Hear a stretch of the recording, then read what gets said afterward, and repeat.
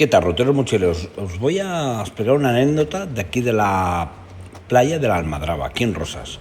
Resulta que me he encontrado, porque a la hora de publicar un reel ayer hay gente que me intentaba corregir. No, no es la playa de la Almadraba, es la playa de Canelles. Incluso me dice, no, este rincón es la Figuerasa.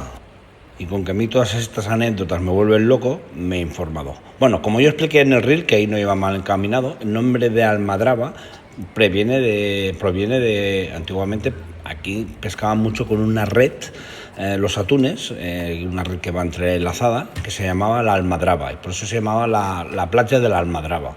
Dentro de la playa de la Almadraba, el nombre oficial, que es más turístico, es el nombre de Playa de Canelles Grosas. Y al final, lo de la Figuerasa es el rincón, mirando de mar hacia tierra, que queda a la derecha, un rincón muy pequeño. Incluso hay un restaurante que creo que se llama El Mirador de la Almadraba. Así que espero haberlo solucionado el tema el lío.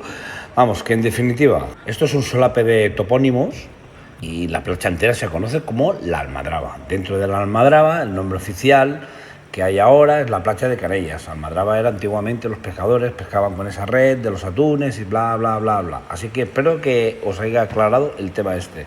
Pero bueno, solo deciros que el GR922 pasa por aquí y es un espectáculo. Mirad qué hora es, antes he pasado sobre las 5 de la tarde y a la vuelta a las 8 y pico y vamos, está espectacular. Espero os haya gustado. ¡Let's go!